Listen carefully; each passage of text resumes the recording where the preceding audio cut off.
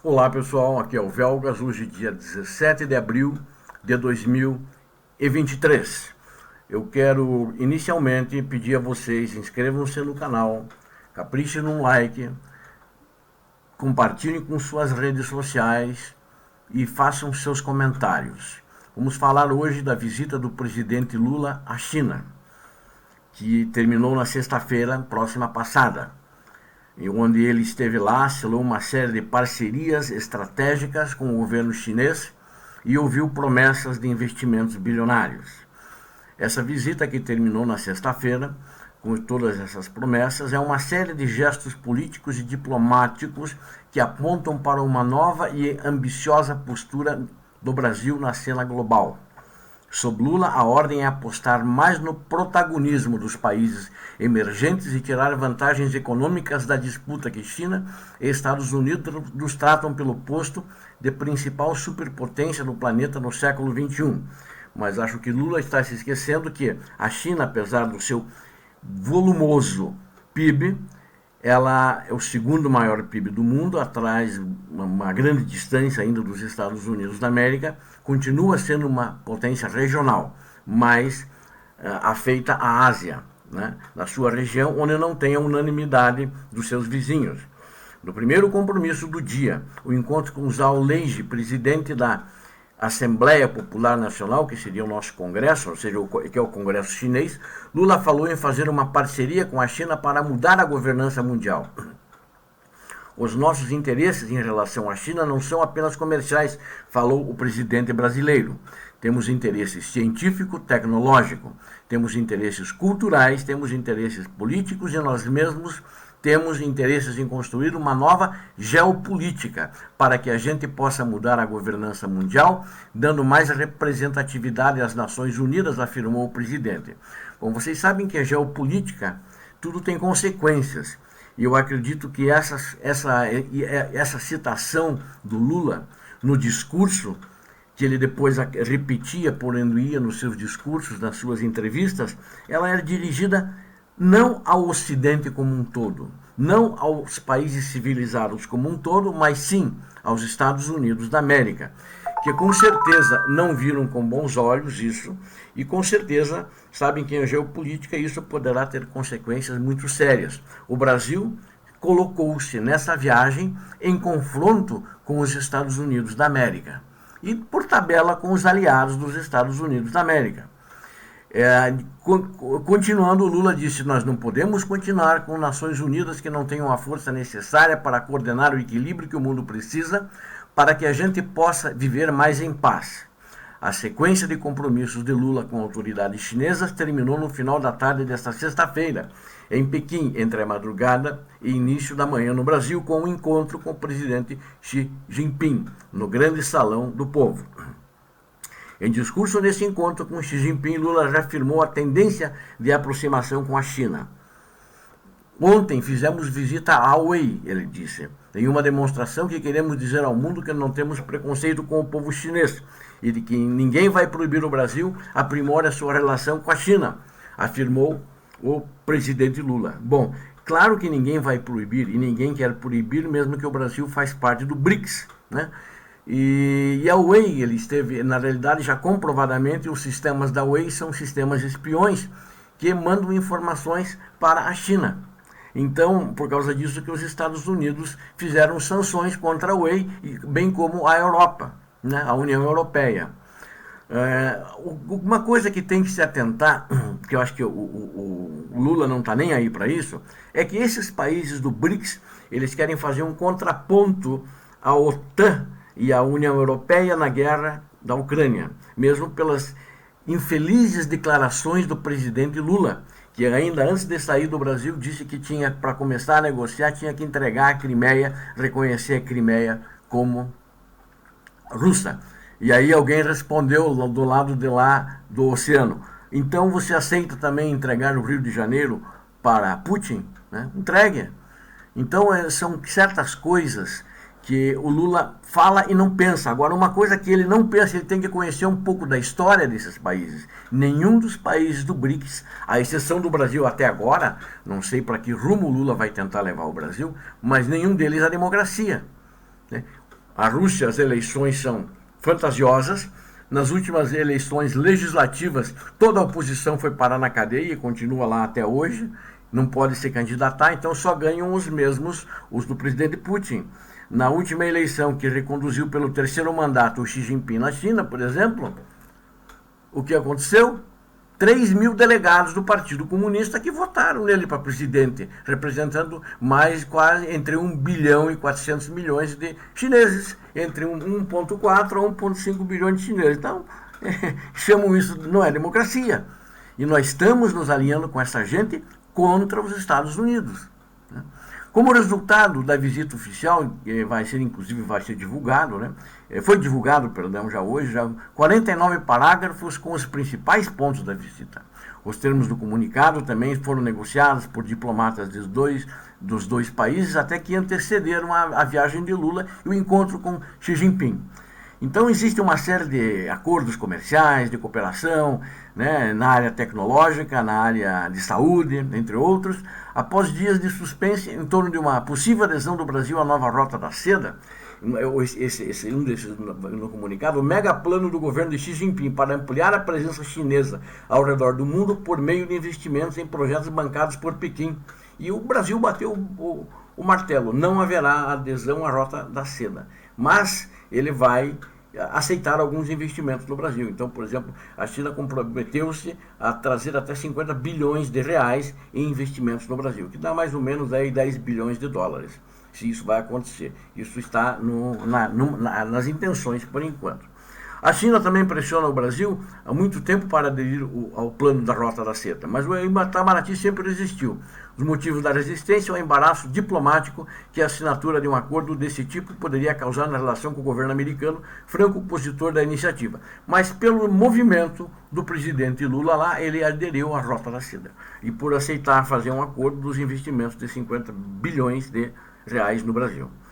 Fontes do governo brasileiro estimam como resultado das reuniões realizadas durante a viagem à China, esses investimentos eles esperam que sejam concretizados. E essa cifra de 50 bilhões que eu falei, ela inclui obras como a construção de uma ponte ligando Salvador e a ilha de Itaparica, investimentos em ferrovias, investimentos da gigante chinesa da tecnologia Huawei, que são sistemas espiões, né? E a possibilidade de tirar do papel a União de Energia de Tucuruí, o último que falta para interligar todo o sistema elétrico do país. O projeto polêmico está travado há anos em razão, inclusive, por questões ambientais. Com os chineses, o governo brasileiro tratou também da importância de avançar nas negociações para que países emergentes possam fazer transações comerciais entre si usando moedas locais. O plano é tentar outra vez mais diminuir a dependência do dólar. Na realidade, isso é um ataque aos Estados Unidos, a ordem mundial atual. Com a China, o maior parceiro comercial, hoje é a China do Brasil, o Brasil firmou um acordo para permitir que as transações sejam feitas diretamente com o real e o yuan.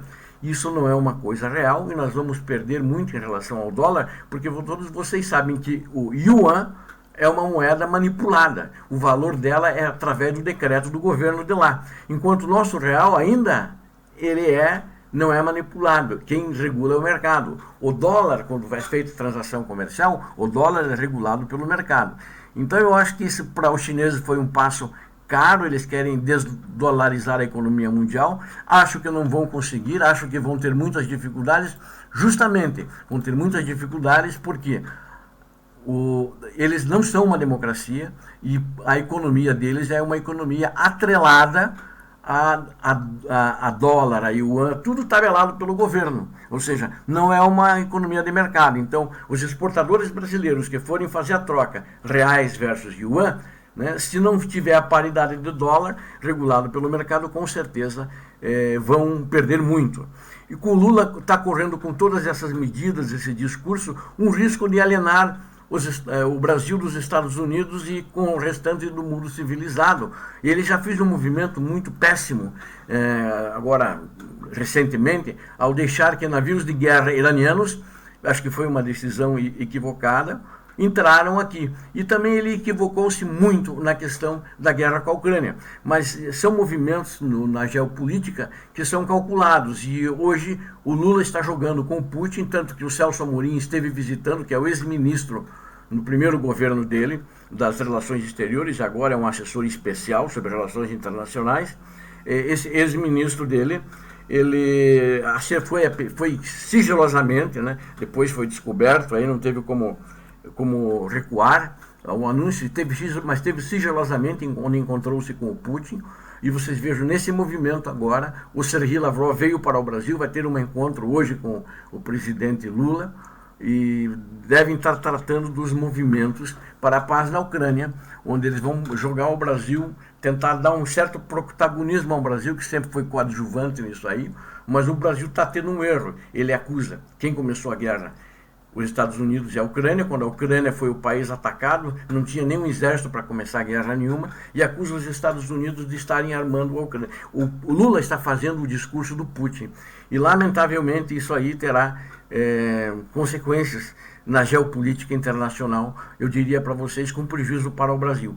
O prejuízo para o Brasil será na parte econômica, nessa questão de paridade, se o Brasil de fato, na prática, aderir ao yuan versus real, e também poderá inclusive sofrer sanções por causa da postura do Brasil, defendendo a posição da guerra,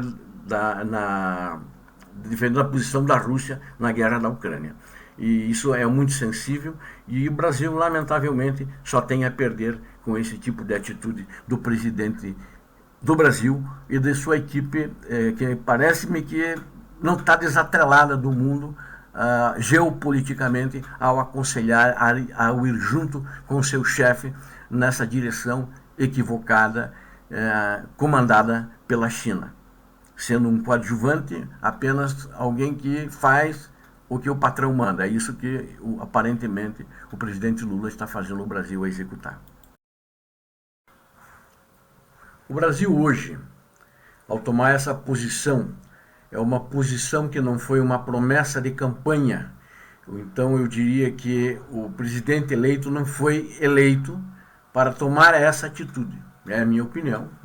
É uma atitude que não tem a aprovação oficial do Congresso. Ele tomou a posição, pode ser que o Congresso parte aprove ou não aprove, mas não é sujeita à votação do Congresso.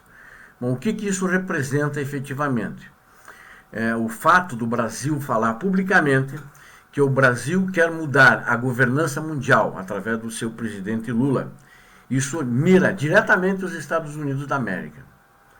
E isso, como eu disse anteriormente, pode ter consequências, essa postura. E com quem ele está se aliando? Ele não está se aliando com defensores da democracia e tampouco países democratas.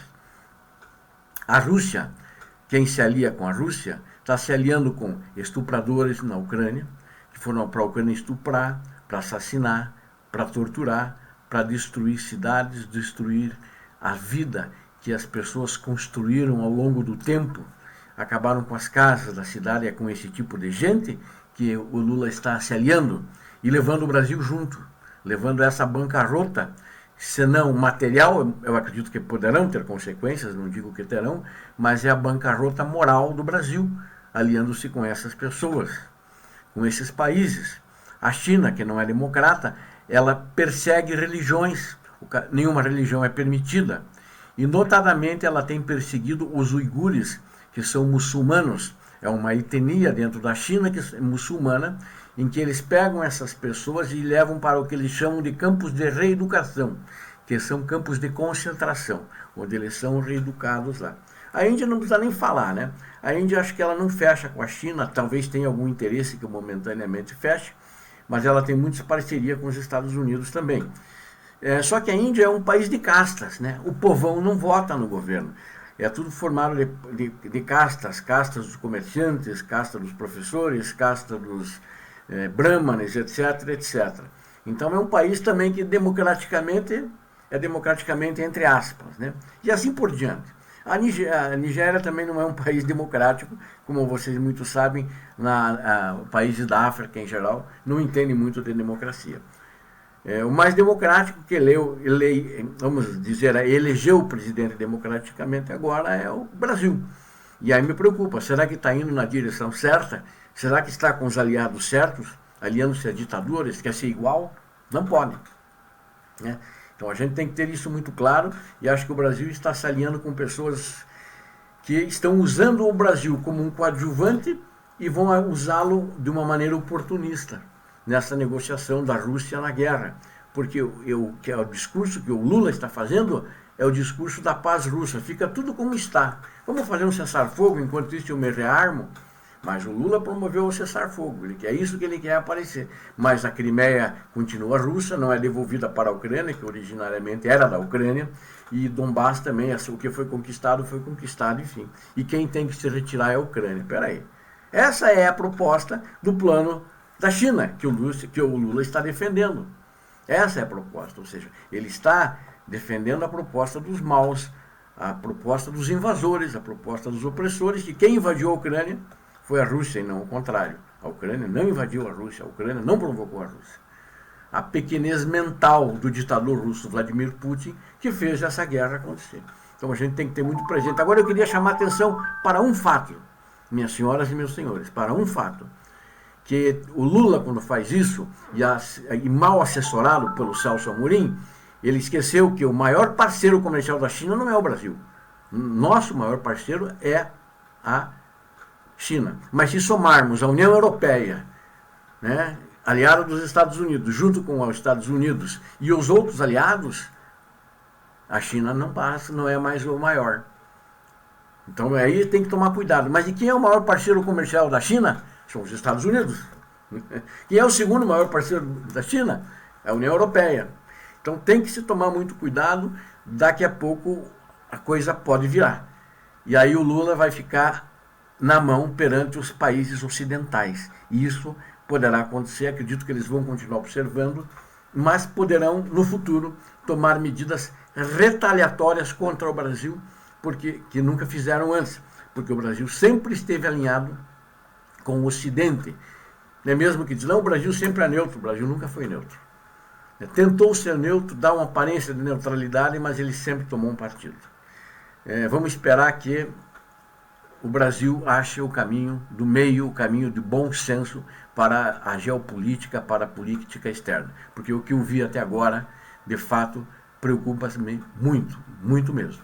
Então, eu espero que isso aí mude e traga paz para o mundo, traga progresso para o Brasil, né? Esses países do BRICS, apenas a China que tem relevância, o resto são todos coadjuvantes. E a Rússia, apesar de divulgar números positivos na economia, é uma farsa, esses números são uma mentira. São números também manuseados, são números fabricados pelo Ministério da Economia russa do ditador sanguinário Vladimir Putin. Obrigado a todos vocês que assistiram esse vídeo. Deus abençoe a humanidade, Deus abençoe o Brasil, Deus abençoe a Ucrânia e Deus abençoe a todos vocês que assistiram o vídeo, são inscritos no canal e suas famílias. Obrigado a todos, paz e bem.